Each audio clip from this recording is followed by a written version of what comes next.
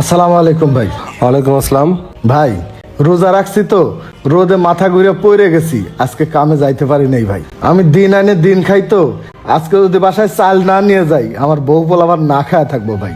যদি আমার কটা চাল আর না হয় কটা টাকা দিতেন ভাই, আমার খুব উপকার হইতো। হয়েছে কি ভাই, এই দোকানের মালিক এগুলো পছন্দ করে না।